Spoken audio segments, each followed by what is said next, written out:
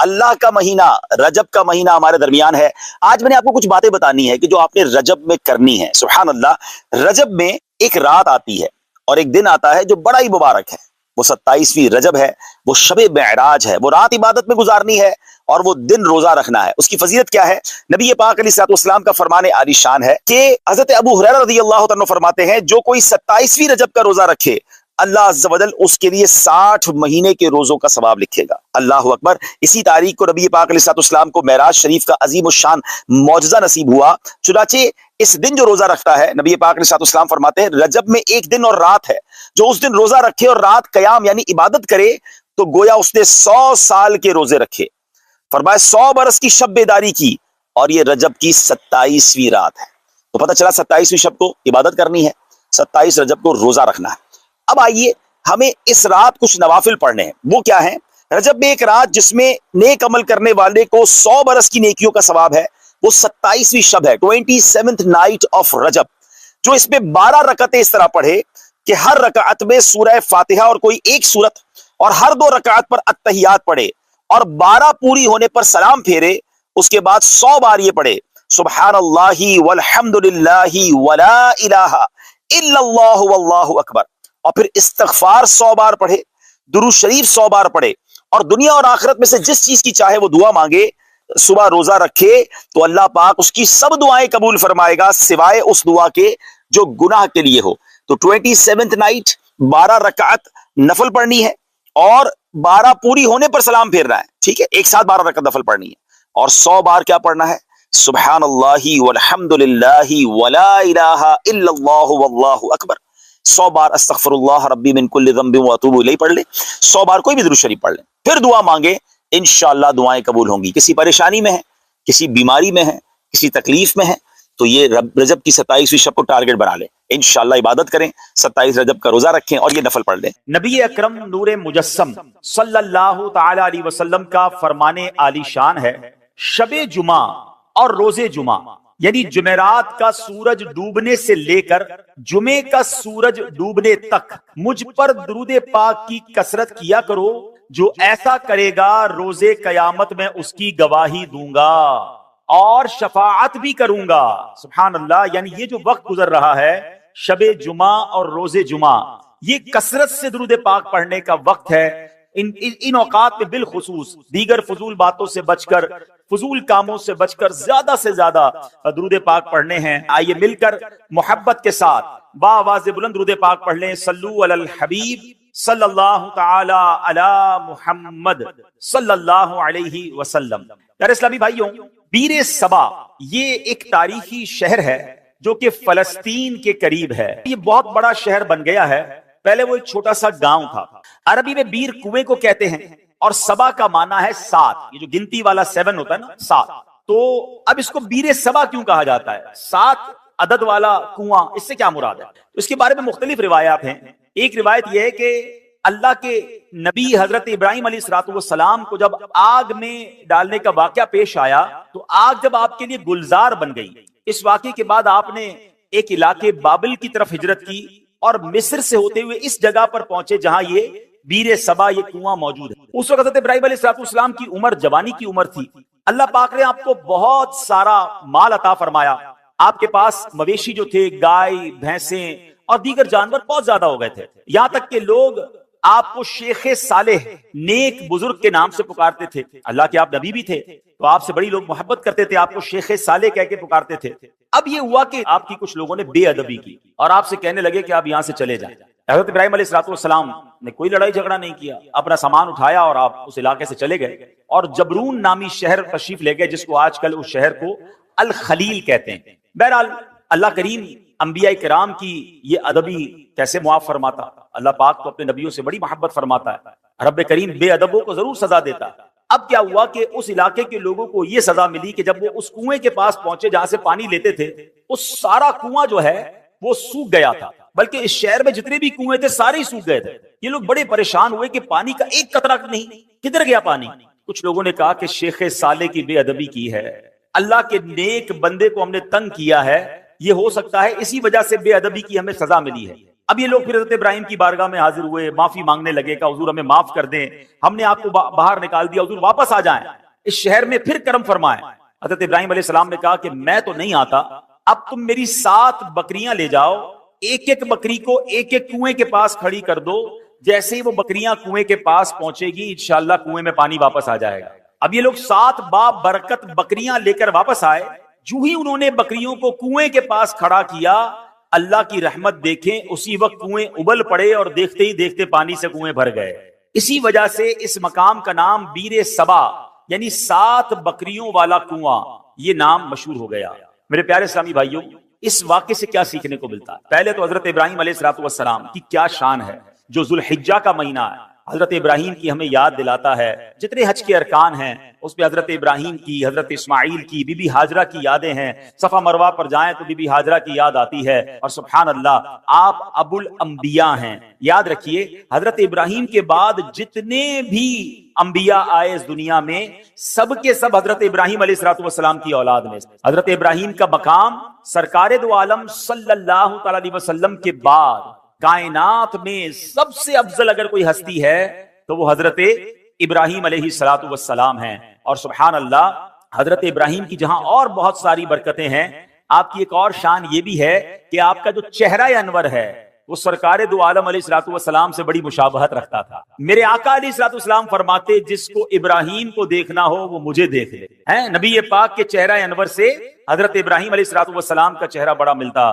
تو سبحان اللہ, ایک تو ان کا مرتبہ اتنا بڑا, تو پتا چلا کہ اللہ والوں کی, اللہ کے نیک بندوں کی اگر بے ادبی کی جائے تو پھر رب عز و جل برکت اٹھا لیتا ہے, پھر اللہ اسے سزا دیتا ہے. علماء کرام موجود ہیں, میرا تو بہت چھوٹا سا مطالعہ ہے مگر 2 ہی چیزوں کے بارے میں پڑھنے کا موقع ملا کہ 2 برے کام ایسے ہیں, اگر کوئی بندہ ان 2 برے کاموں میں سے کوئی کام کرتا ہے تو اس کے بارے میں فرمایا یہ کام کرنے والا ایسا ہے کہ اللہ اس سے جنگ کا اعلان فرماتا. یہ کتنے بڑے برے کام ہوں گے؟ وہ 2 برے کام کون سے ہیں؟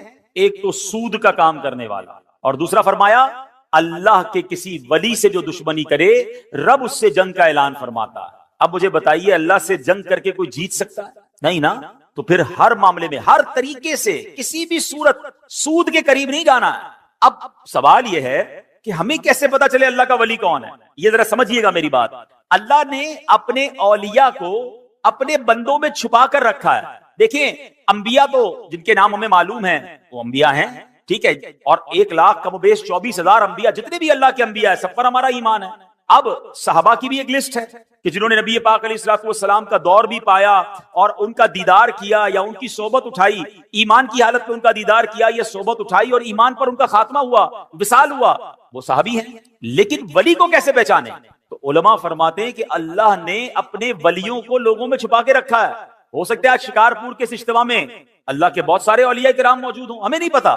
تو اب کرنا کیا ہوگا کہ ہمیں ہر مسلمان سے ادب سے بات کرنی ہے, ہر مسلمان سے پیار سے بات کرنی ہے, کسی کا دل نہیں دکھانا. کیا پتا میں کسی کے ساتھ بدتمیزی کروں وہی اللہ کا ولی ہو, اور ویسے ہر مسلمان کے ساتھ بدتمیزی سے سمجھنا ہے, ادب تو سب کا کرنا ہے, لیکن اللہ کے ولی کے ساتھ تو بیڑا غرق ہو جائے گا نا. تو اپنی زبان کو احتیاط سے استعمال کریں, لوگوں کے ساتھ جو ہے وہ بدتمیزی نہ کریں, کسی پر ظلم نہ کریں, کسی پر زیادتی نہ کریں. ہمیں کیا معلوم اللہ کی بارگاہ میں اس کا کیا مرتبہ ہے.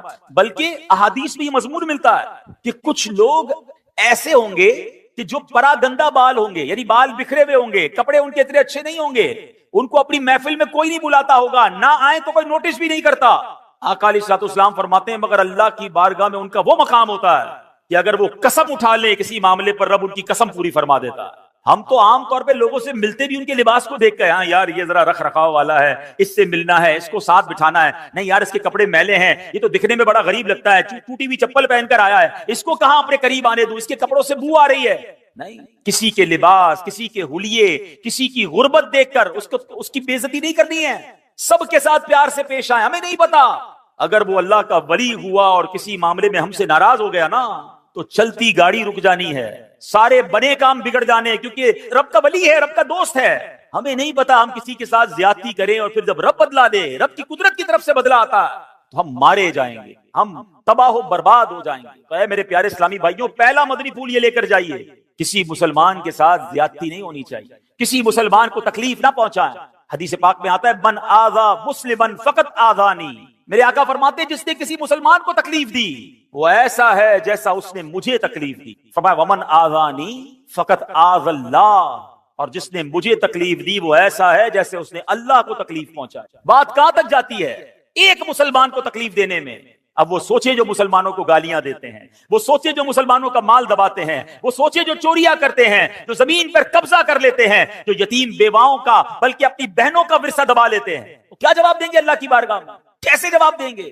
تو کبھی کسی کو ہماری طرف سے تکلیف نہ ہو، اس بات کا خیال رکھیں. پھر اس واقعے سے ایک اور بات سیکھنے کو کیا ملی؟ سبحان اللہ، کہ تبرکات کی کیا ویلیو ہے. حضرت ابراہیم خود نہیں گئے، آپ نے 7 بکریاں بھیج دی، اور جب وہ 7 بکریاں جاتی ہیں اس کی برکت سے سبحان اللہ ان کنووں میں پانی آ جاتا ہے.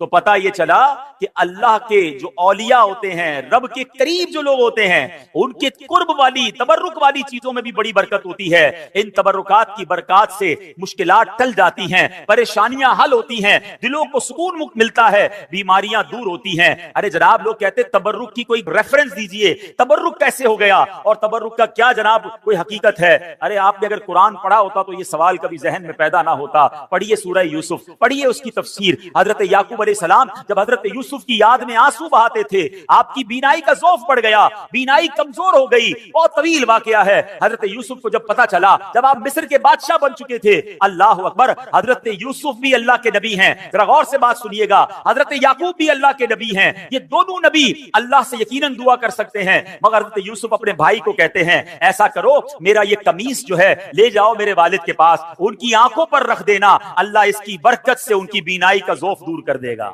اور یہ واقعہ قرآن میں بیان ہو رہا ہے. اگر تبرک کی ویلیو نہ ہوتی تو حضرت یوسف دعا فرماتے، یقیناً اللہ کے نبی ہیں، وہ دعا فرماتے، اللہ ضرور دعا کرم فرماتا. مگر سبحان اللہ، یہ قرآن کا واقعہ بتا رہا ہے کہ اللہ والوں کی نسبت رکھنے والی چیز میں اللہ کریم نے اپنی رحمتوں سے برکت ڈالی ہے. تو تبرک کی اہمیت سمجھیے، اور اللہ والوں کا اگر کوئی تبرک مل جائے تو اس کا ادب کرنا چاہیے. ایک جملہ یاد کر لیجئے، با ادب با نصیب، اور بے ادب بد نصیب. جو ادب نہیں کرتا اس کو برکتیں نہیں ملتی. سبحان اللہ. حضرت ابراہیم کی بات چل رہی ہے، قرآن مجید فرقان حمید میں تبرکات کی بات ہو رہی ہے نا. آؤ ایک اور تبرک کے بارے میں بتاتا ہوں جس کا ذکر قرآن میں موجود ہے، اور جس تبرک کو دیکھنے کی بلکہ اس کے قریب نماز پڑھنے کی ہر مسلمان کے دل میں آرزو ہوتی. اور وہ کون سا تبرک ہے؟ اللہ قرآن میں فرماتا ہے وَاتَّخِذُوا مِن مَقَامِ إِبْرَاهِيمَ مُصَلًّى، اور اے مسلمانوں تم ابراہیم کے کھڑے ہونے کی جگہ کو نماز کا مقام بناؤ. مقام ابراہیم کیا ہے؟ ایک پتھر ہے. حضرت ابراہیم علیہ السلام اس پتھر پر کھڑے ہو کر کعبے کی آپ نے تعمیر فرمائی، اور سبحان اللہ یہ کمال کا پتھر ہے. اب دیکھیے آج شکارپور کے اس فیضان مدینہ میں ہم بیٹھے ہیں، اس کی چھت جب بنی ہوگی کسی انسان کا ہاتھ تو نہیں پہنچا ہوگا نا، کوئی نہ کوئی لفٹ لگائی گئی ہوگی، اس کے بعد وہ شٹرنگ لگاتے ہیں، مزدور اوپر چڑھتے ہیں اور چڑھ کر کام کرتے ہیں. اگلا فلور ہو تو ایک اور لفٹ لگائی جاتی ہے، جتنا قد ہوتا ہے وہاں تک بندے کا ہاتھ پہنچتا ہے، اس کے اوپر کے لیے کسی لفٹر کی ضرورت پڑتی ہے. سبحان اللہ، 5000 سال سے پرانی بات ہے جب حضرت ابراہیم کعبے کی تعمیر کر رہے تھے. بتاؤ نا حضرت ابراہیم نے یہ قد سے اوپر پتھر کیسے رکھے ہوں گے؟ سبحان اللہ. تفاسیر میں یہ ملتا ہے کہ جس پتھر پر حضرت ابراہیم کھڑے ہو کر کعبے کی تعمیر کر رہے تھے، حضرت اسماعیل پتھر پکڑاتے جاتے، حضرت ابراہیم پتھر رکھتے جاتے، اور جب یہ دیوار اونچی ہو جاتی مقام ابراہیم بھی اونچا ہوتا چلا جاتا. مقام ابراہیم جو پتھر ہے وہ لفٹ کا کام کرتا تھا، وہ اونچا ہو جاتا، آپ اوپر پتھر رکھتے، جب نیچے پتھر رکھنا ہوتا وہ پتھر نیچے آ جاتا. سبحان اللہ، یہ کیسا معجزہ ہے. بلکہ سنو، 5000 سال کے بعد بھی آج بھی اپنی آنکھوں سے جب آپ مقام ابراہیم کا دیدار کرتے ہیں نا تو حضرت ابراہیم کے قدموں کے نشان آج بھی نظر آتے ہیں. اللہ نے اس تبرک کو کیسے باقی رکھا ہے، اس کی حفاظت کا کیسے انتظام کیا ہے. جناب 400-500 سال 700-800 سال میں عمارت تباہ ہو جاتی ہے، عمارت مخدوش ہو جاتی ہے، گرنے کے قریب ہو جاتی ہے. یہ پتھر 5000 سال سے زیادہ اس میدان میں گویا پڑا ہوا ہے، اس میدان میں جلوہ فرما ہے. اس پتھر پر اب جا کر یہ جو مقام ابراہیم کے اوپر آپ دیکھتے ہیں نا، ایک بہت خوبصورت سا گولڈن کلر کا ایک کیس بنا دیا گیا ہے، ایک اس کو حفاظت کر دی گئی ہے اس کی. یہ پہلے ایسا نہیں تھا، یہ 200-400 سال پہلے ہوا ہوگا. ہزاروں سال سے کھلے میدان میں یہ پتھر موجود ہے. ہزاروں بارشیں گزری، ہزاروں آندھیاں گزری، موسم آگے پیچھے ہوئے، مگر اس پتھر پر آج بھی حضرت ابراہیم کے قدموں کے نشان موجود ہیں. یہ کیسا معجزہ ہے کہ ہم اپنی آنکھوں سے دیکھ رہے ہیں. اب ذرا آگے چلیے، اب ذرا بتائیے، قرآن کہتا ہے اس مبارک پتھر کو مصلی بنایا جائے، مصلی بنانے کا حکم دیا. اس کا مطلب کیا ہوا کہ کعبے کے سامنے ایسی جگہ کھڑے ہو کر نماز پڑھو کہ مقام ابراہیم تمہارے اور کعبے کے درمیان میں آئے. یعنی جب طواف کے بعد جو نوافل پڑھے جاتے ہیں، جو جس کو واجب الطواف کہا جاتا ہے، وہ اس جگہ کھڑے ہو کر پڑھنا مستحب ہے. حضرت عبداللہ بن عمرو بن عاص فرماتے ہیں رحمت اللہ تعالی علیہ، خیر المسجد خلف المقام وعن یمین الامام، یعنی پوری زمین میں سجدہ کرنے کے لیے دو جگہ بہترین ہیں. نمبر 1 مقام ابراہیم کے پیچھے، اور نمبر 2 ہم جب بھی نماز جماعت سے پڑھیں تو امام صاحب کی سیدھی جانب. سبحان اللہ. یہ بھی پتا چلا کہ جب جب جماعت میں نماز پڑھنے کا موقع ملے، اللہ کرے با جماعت نماز ہم پڑھنے والے بن جائیں. پھر پہلی صف پہ جا کر نماز ادا کیا کریں، اور کوشش کریں پہلی صف میں جو مؤذن صاحب کے ساتھ پہ رائٹ سائڈ کی جو جگہ ہے، اللہ کرے وہ مل جائے. فرمایا یہ بہترین جگہ ہے. تو سبحان اللہ، مقام ابراہیم کے پیچھے نماز پڑھنا ہے. اب ایک اور ذرا تھوڑا سا باریک سا مسئلہ سمجھ لو، انشاءاللہ عشق رسول میں اور اضافہ ہو جائے گا. اب ذرا سمجھیے گا، مقام ابراہیم کیا ہے؟ ایک پتھر ہے. ہاں یہ جنتی پتھر ہے، بڑا مقدس پتھر ہے، لیکن عین نماز میں اس پتھر کی تعظیم کرنے، یعنی اسے مصلی بنانے کا حکم دیا.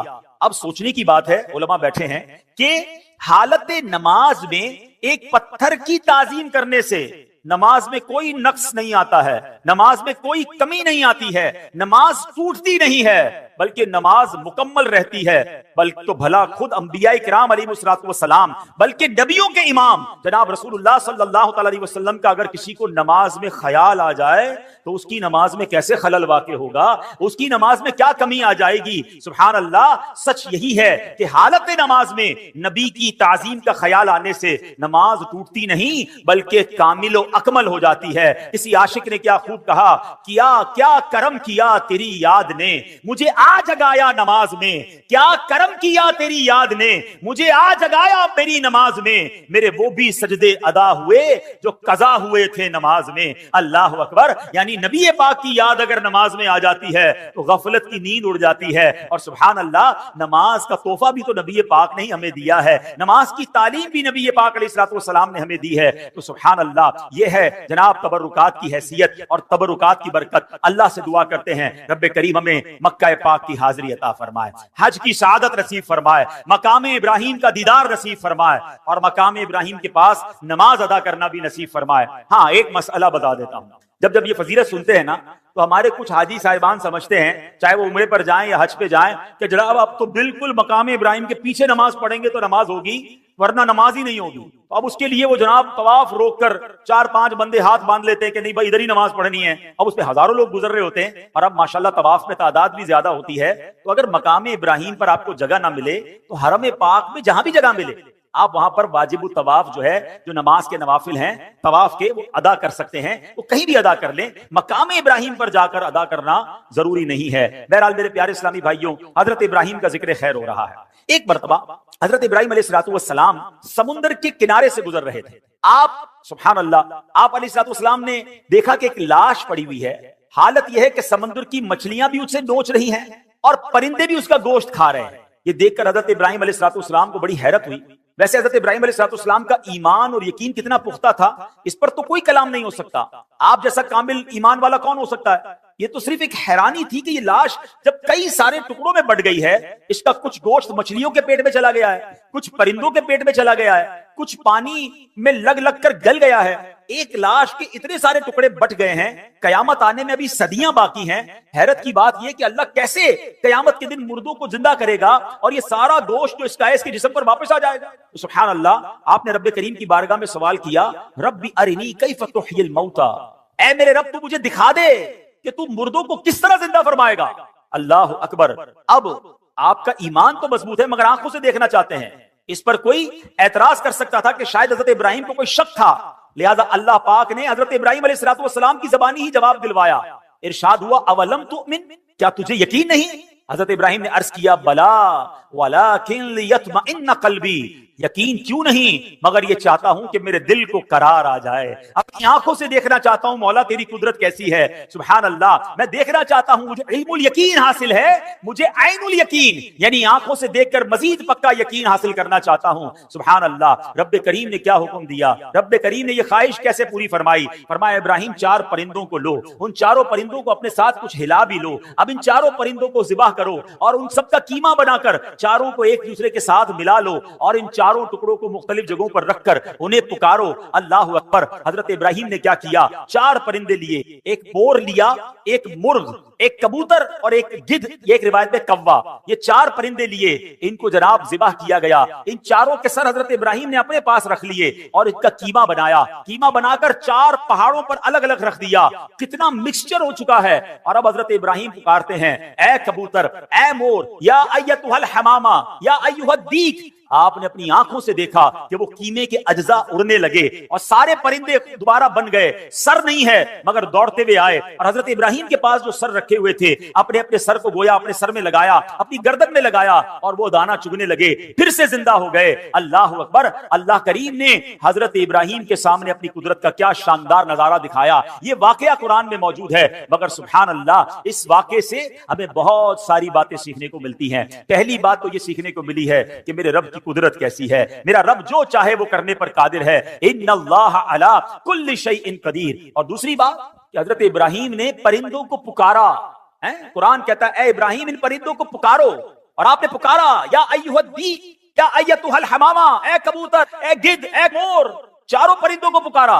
सवाल यह है, परिंदे तो मर चुके थे, बल्कि उनका तो कीमा भी बन चुका था, तो कीमा बने हुए मरे हुए परिंदों को पुकारना जायज या कहकर पुकारना जायज? तो अगर आज कोई इश्क रसूल में डूबकर या रसूल अल्लाह कहे हैं, तो उसको तो कोई प्रॉब्लम नहीं किसी को होनी चाहिए हैं। अल्लाह के नबी पुकार रहे, कुरान में रब फरमा रहा है पुकारो।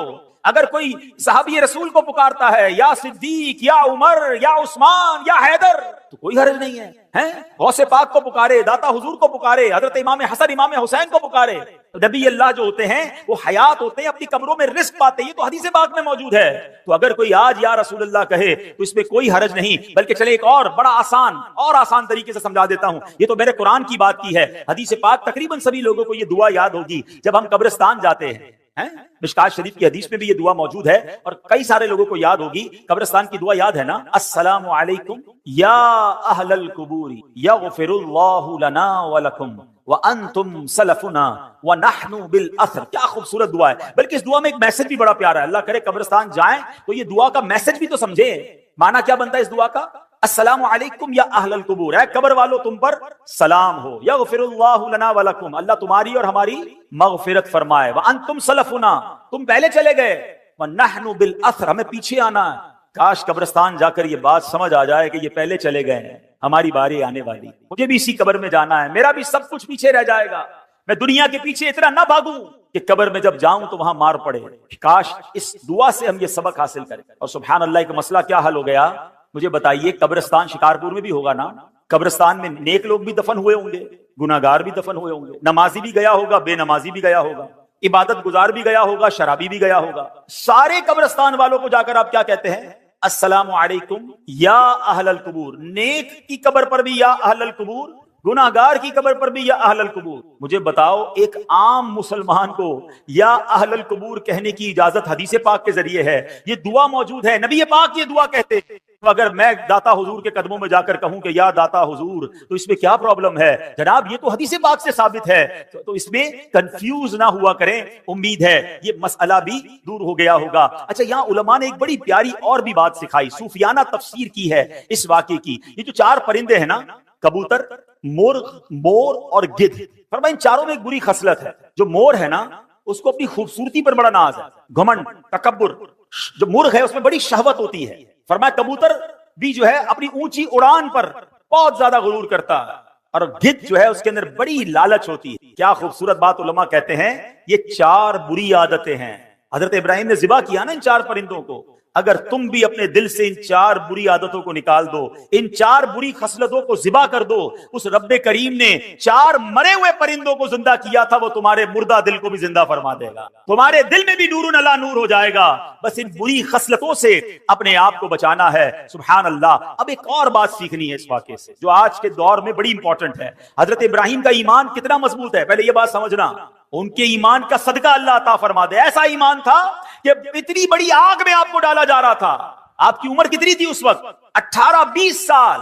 فرشتے آئے تھے آپ کے پاس, اے ابراہیم ہمیں کہیے ہم بارش برسا دیتے ہیں. ہوا کا فرشتہ آیا, اے ابراہیم آپ کہیں تو ہوا چلا کر آگ بجھا دیتے ہیں. آپ نے کہا نہیں, مجھے تم میں سے کسی سے حاجت نہیں. جب بالکل آگ میں پھینکا جانے لگا, حضرت جبرائیل آئے, اے ابراہیم آپ میرے لیے کوئی کام ہو تو بتائیں. آپ نے فرمایا مجھے تمہاری کوئی حاجت نہیں ہے. حضرت جبرائیل کہتے ہیں اے ابراہیم پھر اللہ ہی سے عرض کر دیجئے کہ وہ آپ کو اس آگ سے بچا لے. ایمان کی طاقت دیکھیں, اللہ پر بھروسہ دیکھیں. حضرت ابراہیم کہتے ہیں میرا رب دیکھ رہا ہے, اس نے بچانا ہوگا تو وہ بچا لے گا, وہ جو چاہے میں اس میں راضی ہوں. اللہ اکبر. یہ ایمان تھا. حضرت ابراہیم کے ایمان کی بات کرتے ہو, آپ کے ایمان کا لیول یہ ہے کہ آپ کو حکم ملا اپنی زوجہ کو, اپنے دودھ پیتے بچے کو ایک صحرا میں چھوڑ کر آ جاؤ, جہاں پانی بھی نہیں ہے, جہاں آبادی بھی نہیں ہے. آپ اس جگہ پر چھوڑ آئے اور پھر مکہ آباد ہو گیا. آپ کو کہا جاتا ہے اپنے بیٹے کو ذبح کرو, آپ اپنے بیٹے کو ذبح کرنے چل پڑتے ہیں. ارے ایسا ایمان. اللہ اکبر. شاعر مشرق کہتے ہیں نا, اگر آج بھی ہو ابراہیم سا ایمان پیدا.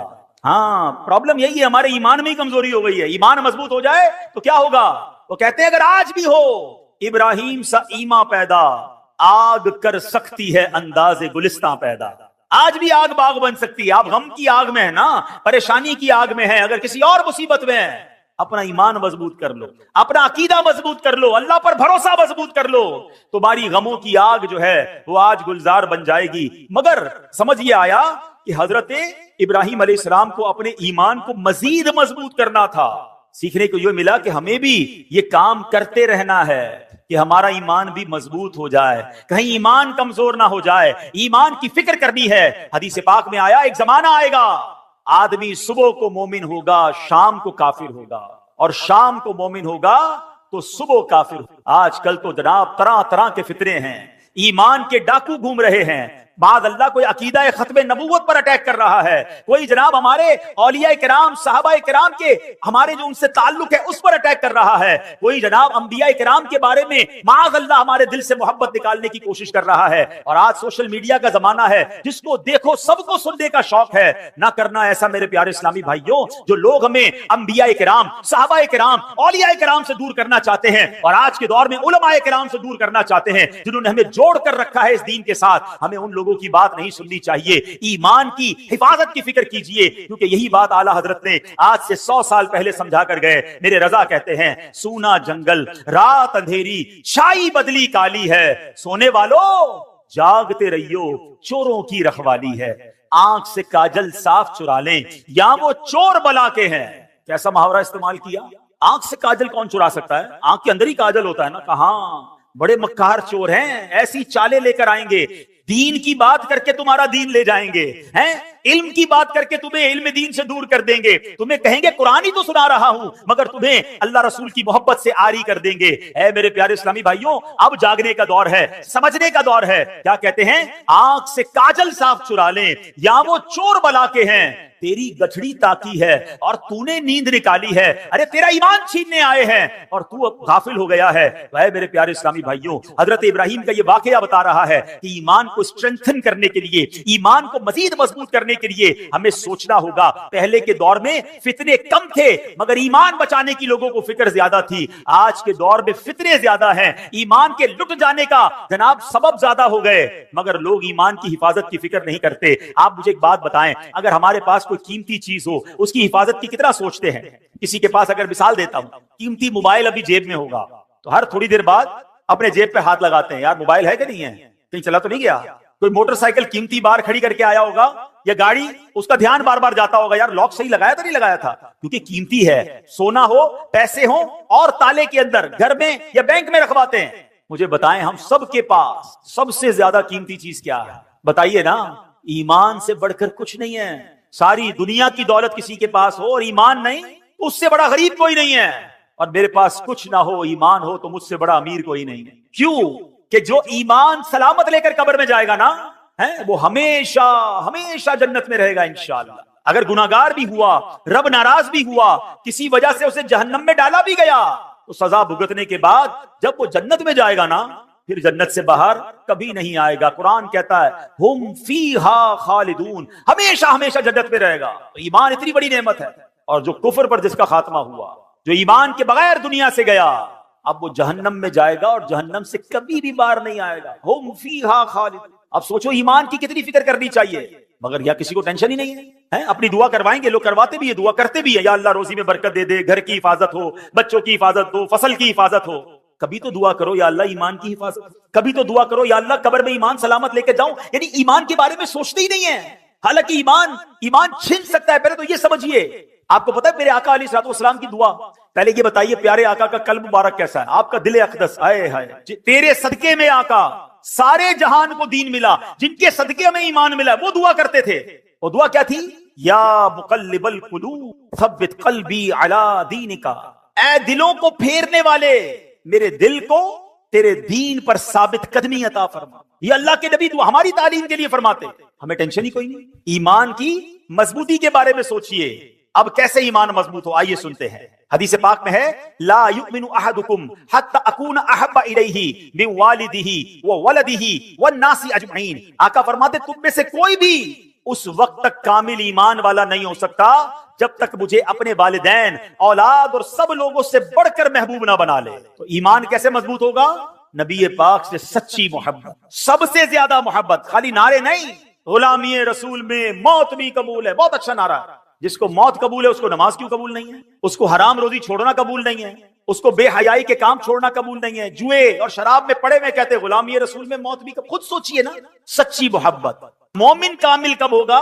جب نبی پاک سے سچی اور سب سے زیادہ محبت ہوگی. ایک اور ایمان مضبوط کرنے والے کام سنیں. آقا فرماتے ہیں اوثق عر الایمان الحب فی اللہ. آقا فرماتے ہیں اللہ پاک کی رضا کے لیے اللہ پاک کے بندوں سے محبت کرنا ایمان کی سب سے مضبوط رسی ہے.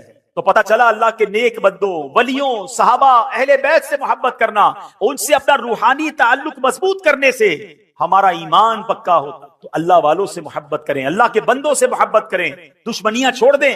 ایک اور حدیث پاک نبی پاک علیہ الصلوۃ والسلام فرماتے ہیں تم میں سے کوئی بھی اس وقت تک کامل مومن نہیں ہو سکتا جب تک اس کی خواہشات میرے لائے ہوئے دین کے تابع نہ ہو جائیں. یعنی خواہشات پر نہیں چلنا ہے.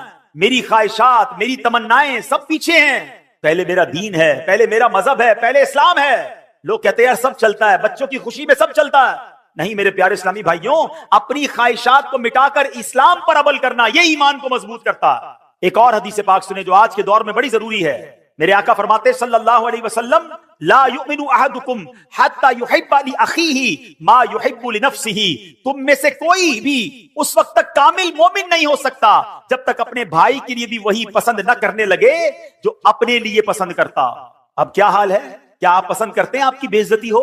کیا آپ پسند کرتے ہیں آپ کو کوئی دھوکہ دے؟ کیا آپ پسند کرتے ہیں کہ آپ کا دل دکھایا جائے؟ کیا آپ پسند کرتے ہیں کہ آپ کے ساتھ ملاوٹ کر کے کوئی مال بیچے, آپ کا مال دبا لیں؟